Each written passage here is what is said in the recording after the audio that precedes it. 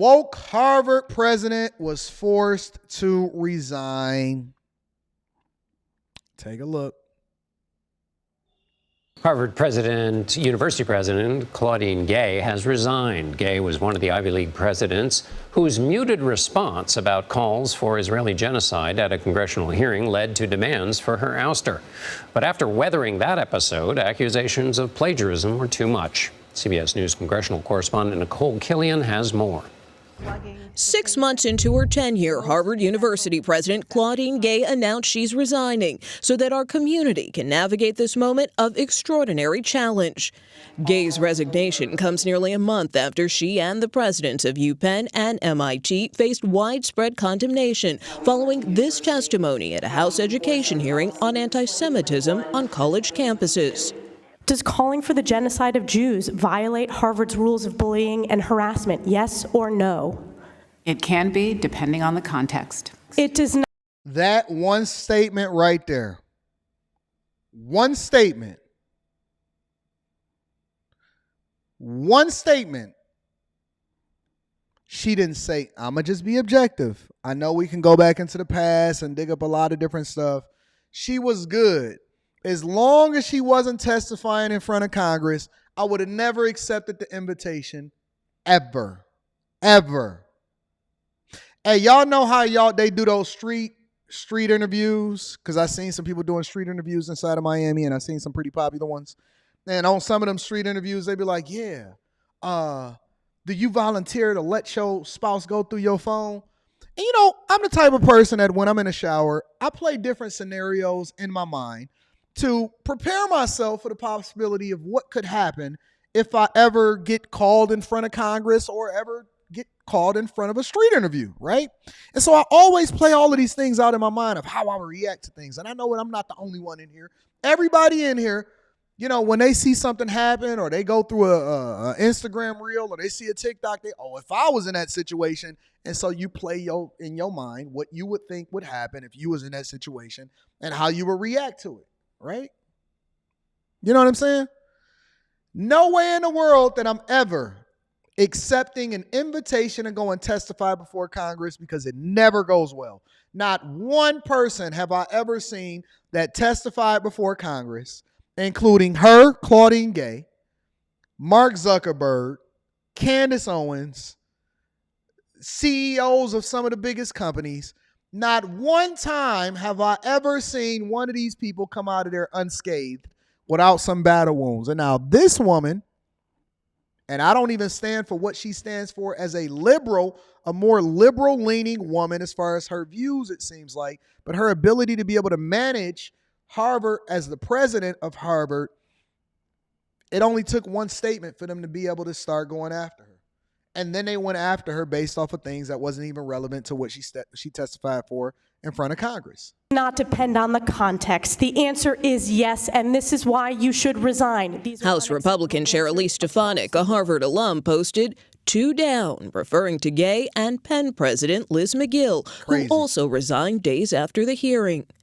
While Harvard's governing board initially backed Gay, she faced increasing scrutiny following charges of plagiarism in her dissertation and several articles, including reports of a new complaint filed this week. Gay, who was Harvard's first black female president, denied the allegations of plagiarism and stated, "It has been distressing to have doubt cast on my commitment to confronting hate and to upholding scholarly rigor, and frightening." And you know what the worst part about this is? I know I say that a lot. Some people say I need new stems. I need new talking stems. I like the stems that I have because it's the thing that gives personality to what we do. I don't want to be like everybody else. I want to talk. I want to say the same words every day.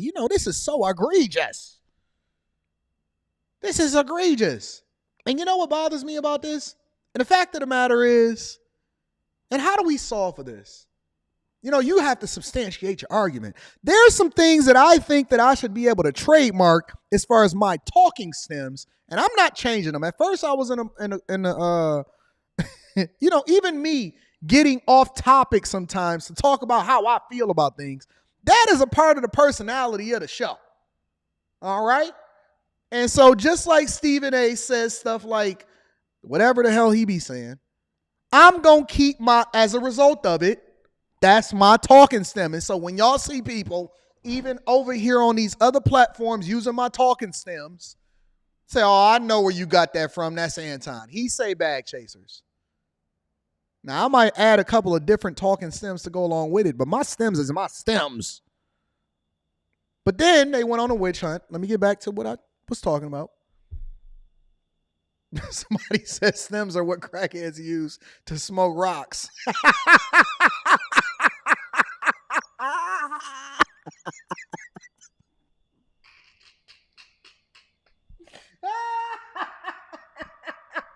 That was a good one.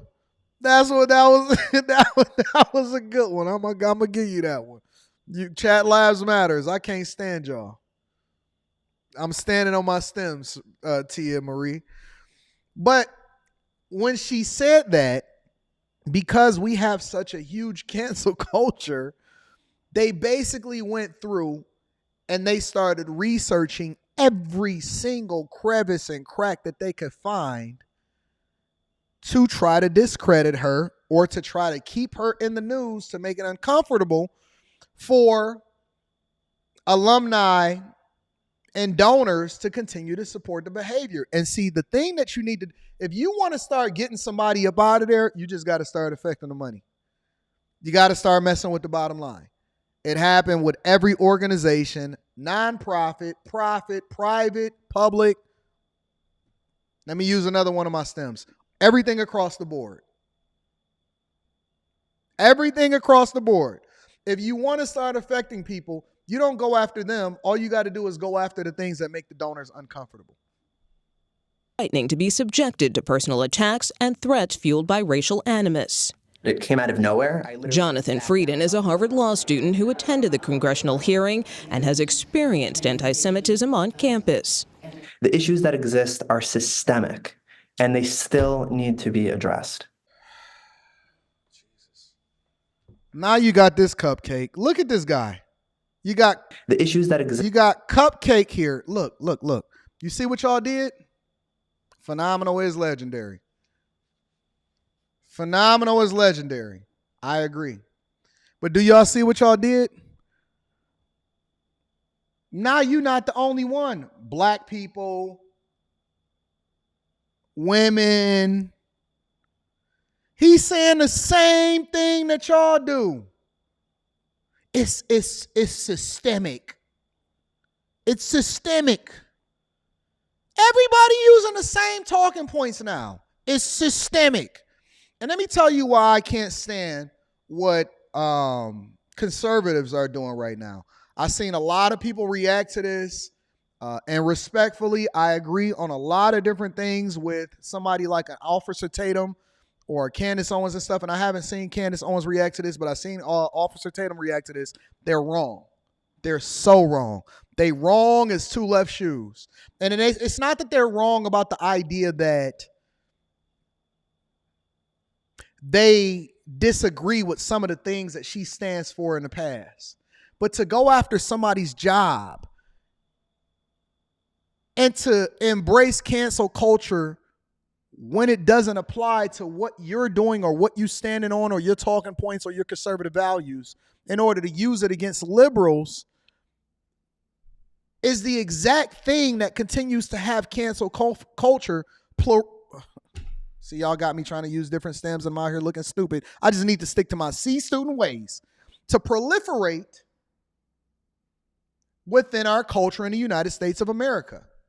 So what happens is, because they standing on this because they don't like her and they're okay with her getting fired, is that it continues to become bigger and a talking point and used against you. And so you can't take the very thing that you don't like being used against conservatives and then use it against liberals because it goes against your very argument.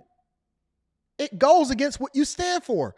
I don't want nobody's bag or nobody's monies to be affected or anybody to be canceled based off of cancel culture, especially when it has nothing to do with the reason that they're resigning in the first place. Her ability to do her job as the president of Harvard has nothing to do with how she answered the question in front of Congress. And the fact that they're going after a whole bunch of stuff that has nothing to do with the reason that they got mad at her in the first place, in my opinion, respectfully, and I could be wrong, I could be wrong. I'm always open to the possibility that I'm wrong. But I may not like you. It doesn't mean that I'm a call for your job. I may not care for your opinion, but I don't like censorship. And so I can't say it's okay for them to censor you, because what happens when they start to come after me? I don't want people to censor other people. I want everybody to have a difference of opinion. I like going back and forth. I like debating. I like arguing. I like having people on the panel that disagree with me. It makes for a better conversation, and hopefully we all learn something as a result of it. They went after her in ways or for things that was completely irrelevant for why they started to visibly bring her to the front of the congregation for in the first place. I don't like it. Are systemic, and they still need to be addressed. So you think this is just the beginning? I hope that this is just the beginning.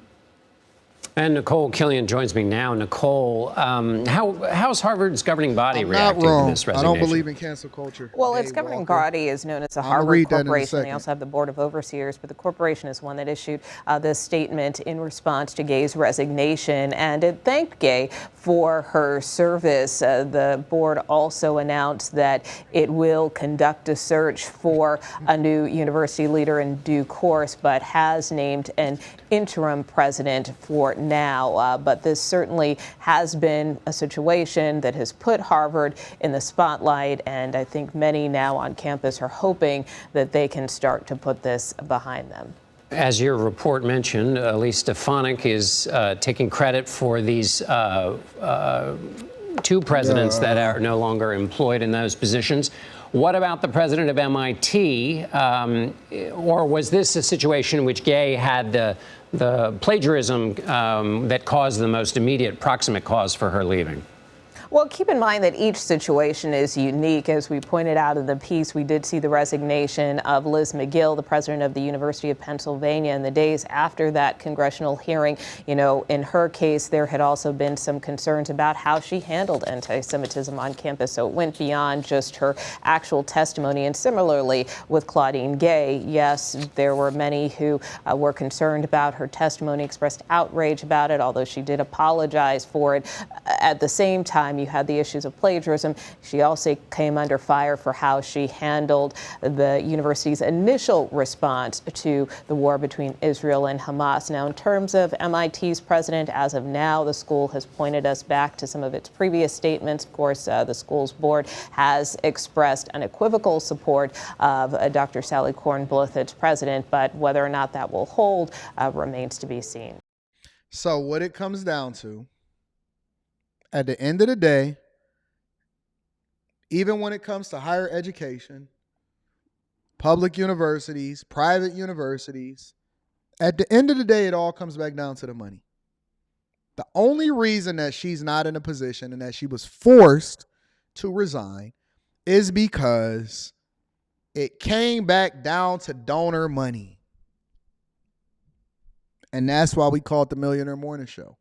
Is because whether you're talking about the migrant crisis, politics, higher education, real estate, homeowners association fees, having children, woke systematic policies, people going back and forth, it has nothing to do with anything except for where are the dollars coming from and where are they being directed to. So you can sit here and think, oh man, I'm so glad that she lost her position, until you get Me Too'd and you get accused and then let go based off of public perception because they don't want to lose any money as far as a possible lawsuit, or they don't want to lose any money as far as the culture or investors or public perception or being able to buy products. It all comes back down to the money. And when the donors start getting uncomfortable, or alumni start getting uncomfortable, or when Harvard don't think that the visibility that they have is as positive as it should be because too much is being made of this because of one sentence that then started to justify a witch hunt on all levels, that's the reason. She did not lose her job because she was inadequate. She lost, and I don't know if she was adequate or inadequate. But that's not why she lost her job. She lost her job because people started getting uncomfortable with where the dollars were being allocated, and they start worrying about enrollment and getting the best of the best as far as students enrolling at that university, because even with publicly public institutions and higher education, they're still competing from a capitalistic perspective for the most money. It's just a fact. It's just a fact. And I've heard people say a lot of times, well, you got to remove money out of the equation in order to make sure that you get the best results. You ain't never going to remove money. Man, I was listening to an interview with Vivek, and he was saying that it's probably going to cost north of $2 billion for somebody to get elected president. Think about that for a second. A president's salary, I believe, is around $500,000 a year. $400,000 a year is how much the president of the United States makes. Then you have to ask yourself the question, well, why would anyone want to become the president of the United States if they only going to be making $400,000 a year? Well, it all is going to come back down to the money, because they get rich after they leave office. They get rich off their book deals. They get rich, in my opinion, possibly, allegedly, with insider information. $400,000 a year salary. Why are they so gung-ho? Why is it so important for them to get elected president? Why are we spending over $2 billion? They then limited it and they said, well, you know, the average person can only donate this much, and if you married, this much in order to the presidential campaign. But you can have a super PAC where they can go back and they can spend an unlimited amount of resources, and so they can start to control. Why do they have lobbyists inside of Washington? Why do they have lobbyists at, you know, whatever your state legislature is? Why are people so incentivized to donate to your campaign in order to get people in? It all comes back down to the money. It all comes back down to the money. Somebody is going to win. Somebody is going to lose. Capitalistic. And usually the people that lose are you. They're going to make money on you going up, and then they're going to make money on you going down. They're going to make money on you going up as far as capitalism and making sure that they can monetize the fact that you need a certain thing, and they're going to create a monopoly around it. And then when they run it up so bad, they're going to make money on it going down. It's just like the housing crisis. It's just like the housing market, real estate. Banks created the 30-year mortgage so that they can continue to capitalize off of individuals that wanted to be sold a dream as far as the American dream on households. White picket fence, dog, 2 children. It's all capitalism. It's 100% capitalism.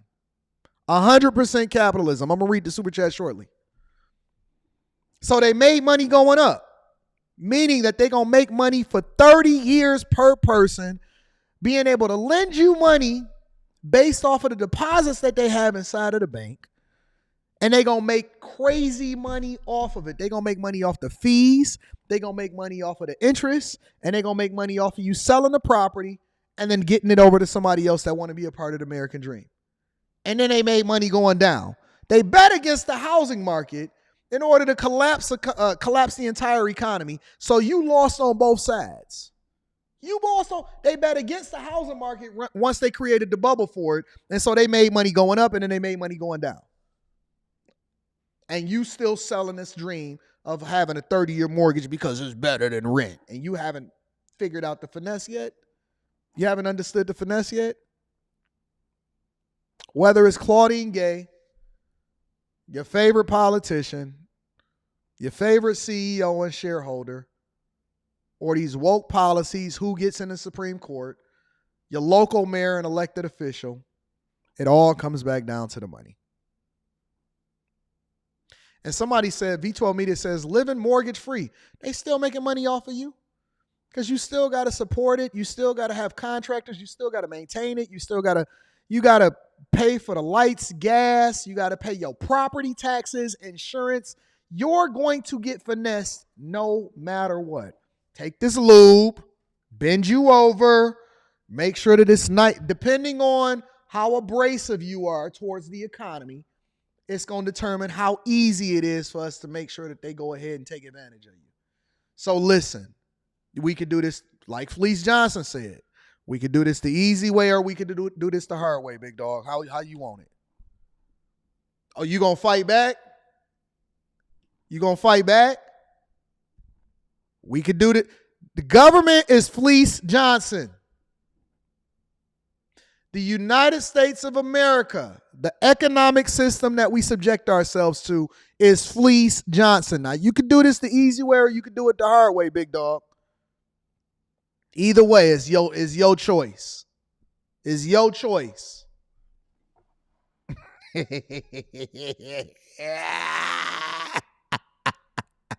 You like that C student breakdown? That's because y'all smarter than me. Y'all make things a lot more difficult than it have to be. We just gonna get down to the brass tacks of it.